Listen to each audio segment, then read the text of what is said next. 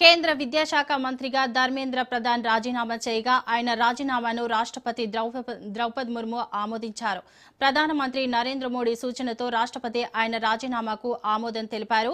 ప్రస్తుతం కేంద్ర విద్యాశాఖ మంత్రి బాధ్యతలను ప్రహ్లాద్ జోషికి అప్పగిస్తూ కేంద్రం ఉత్తర్వుల్ని జారీ చేసింది. ప్రస్తుతం ఆయన వినియోగదారులు, ఆహార సరఫరా శాఖ మంత్రిగా ఉన్నారు. ఆ శాఖలతో పాటు విద్యాశాఖ బాధ్యతల్ని కూడా ఆయనే నిర్వర్తించనున్నారు.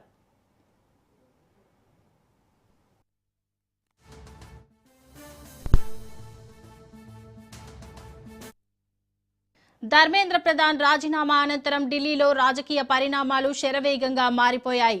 Maharashtra CM Devendra Fadnavis, deputy CM షిండేలకు అధిష్టానం నుంచి పిలుపు రాగా వారిలో ఒకరికి విద్యాశాఖ బాధ్యతలు అప్పగిస్తారని ఊహాగానాలు ఊపందుకున్నాయి. మహారాష్ట్ర సీఎం కూడా మారతారన్న చర్చ జరిగింది. కానీ అనూహ్యంగా ప్రహ్లాద్ జోషికి అదనపు బాధ్యతలు అప్పగించింది కేంద్రం. కేబినెట్ విస్తరణలో విద్యాశాఖ మంత్రిగా పూర్తిస్థాయి బాధ్యతలను ఎవరికి ఇస్తారన్న దానిపై సందిగ్ధత నెలకొంది.